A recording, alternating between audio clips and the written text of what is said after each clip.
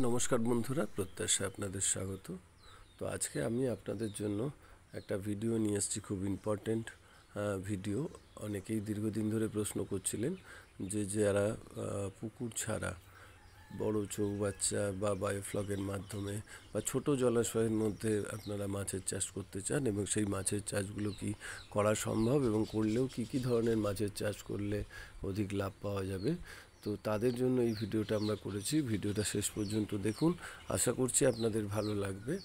তো এর মধ্যে কতগুলো গুরুত্বপূর্ণ জিনিস আপনাদের বলা থাকবে, সেগুলো কিন্তু আপনারা যদি ফলো করেন তাহলে কিন্তু অবশ্যই এই ব্যবসা থেকে প্রফিট করা সম্ভব। তো এখানে যে ধরনের মাছগুলি করবেন তার বাজার চাহিদা কিন্তু প্রচুর পরিমাণে থাকতে হবে, যাতে আপনারা আপনাদের এই তৈরি মাছগুলোকে বাজারে খুব সহজে বিক্রি করতে পারেন। তো সেদিকে কিন্তু আপনাদেরকে মাথায় রাখতে হবে। তো এর মধ্যে কী কী মাছ করা যায়, যদি একটু বড় জলাশয় থাকে সেক্ষেত্রে কিন্তু এইটা দেখুন, রূপচাঁদা মাছ। বর্তমানে কিন্তু রূপচাঁদা মাছের কিন্তু খুব চাহিদা রয়েছে। এই রূপচাঁদা মাছটা কিন্তু বাড়েও তাড়াতাড়ি, ফলে এগুলো কিন্তু ছোট জলাশয়ের মধ্যে কিন্তু করা যায়। এছাড়া দেখুন এখানে রয়েছে আমেরিকান রুই বা গ্লাস কাপ। এই গ্লাস কাপটাও কিন্তু তাড়াতাড়ি বাড়ে এবং ওজন বৃদ্ধি হয় যদি ঠিকমতো খাবার দেওয়া যায়, সেক্ষেত্রে কিন্তু এগুলো বাড়বে। মাছ চাষের ক্ষেত্রে একটা জিনিস মনে রাখবেন, আগে কিন্তু মাছের চাষ যেভাবে হতো, পুকুরে কেবলমাত্র মাছ ফেলে দেওয়া হতো এবং মাঝে মধ্যে হয়তো খোল দেওয়া হতো, তো এর বাইরে কিন্তু কিছু সেইভাবে দেয়া হতো না। এখন কিন্তু কনসেপ্টটা বদলে গেছে। এখন কিন্তু মাছকে আপনাকে প্রতিনিয়ত খাবার দিতে হবে এবং খাবার দিলে তবেই কিন্তু মাছের বৃদ্ধি হবে, তা নাহলে কিন্তু মাছের চাষ করে আপনি প্রফিট হবে না। তো এটা দেখুন, সিলভার কাপ আছে। সিলভার কাপও কিন্তু ছোট জলাশয়ে করা সম্ভব। বর্তমানে এই মাছটার কিন্তু প্রচুর পরিমাণে চাহিদা রয়েছে। এটাকে বলা হয় মনোসেক্স তেলাপিয়া। এটা তেলাপিয়ারই কিন্তু একটা সংস্করণ। তো এই মনোসেক্স তেলাপিয়াটা কিন্তু বাড়ে খুব তাড়াতাড়ি। তো এই মাছের চাষটা কিন্তু আপনারা করতে পারেন। এই মাছের কিন্তু বর্তমানে চাহিদাও প্রচুর পরিমাণে রয়েছে।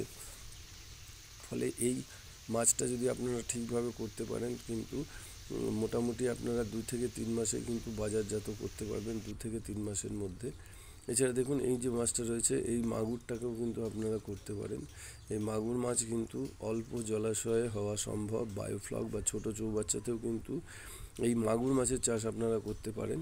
তো এগুলো হচ্ছে দেশি মাগুর। এই দেশি মাগুরের কিন্তু চাহিদা বাজারে খুব প্রচুর পরিমাণে থাকে সারা বছর ধরে। এছাড়া আপনারা করতে পারেন শিঙি মাছ। এই যে দেখুন শিঙি মাছের বাচ্চা। সমস্ত ধরনের মাছের বাচ্চা কিন্তু আমাদের কাছে পাওয়া যায়, আপনারা চাইলে আমাদের কাছ থেকে সংগ্রহ করতে পারেন।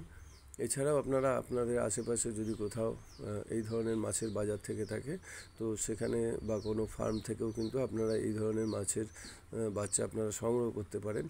এগুলো অল্প জলাশয়ে ভালো করে পরিচর্যা করলে এবং পর্যাপ্ত পরিমাণে জলের পিএইচ যদি ঠিকঠাক মতো রাখা যায় এবং যদি জলে অক্সিজেনের পরিমাণ ঠিকঠাক মতো পাওয়া যায়, তাহলে কিন্তু এই ধরনের মাছের চাষগুলো কিন্তু অত্যাধিক লাভজনক হয়। তো এর পরবর্তী ভিডিওতে আরও কিছু বিস্তারিত তথ্য নিয়ে আপনাদের সামনে আসব। ততক্ষণ দেখতে থাকুন আপনারা আমাদের ভিডিও। আর যদি ভালো লেগে থাকে তাহলে অবশ্যই একটা লাইক এবং সাবস্ক্রাইব করবেন।